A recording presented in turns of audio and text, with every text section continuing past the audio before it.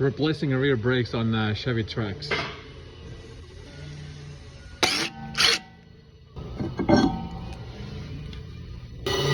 got the first rotor getting cut. Wasn't that bad.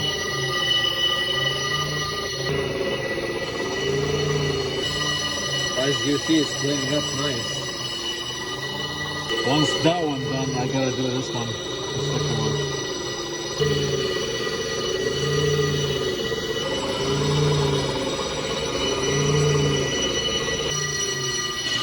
It's almost done.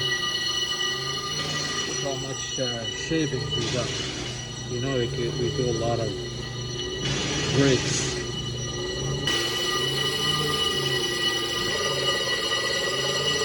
Look at the rust smoke. That's the rusty lip that's got on the edge of the rotor. That's the sound that it makes when it's about to finish. My sanding paper. The other side.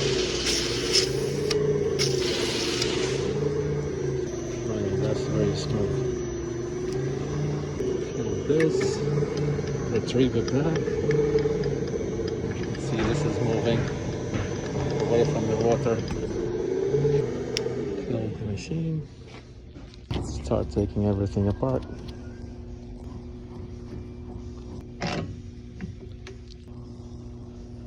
With this beautiful tool, we gotta disassemble the rotor.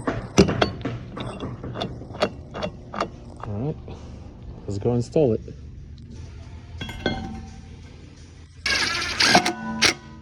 Right, put the second rotor on, tighten it up, secure everything back on.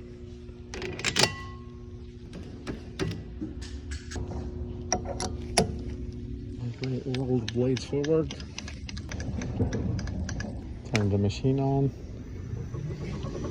Start adjusting the blade for your first scratch. Adjust the second blade.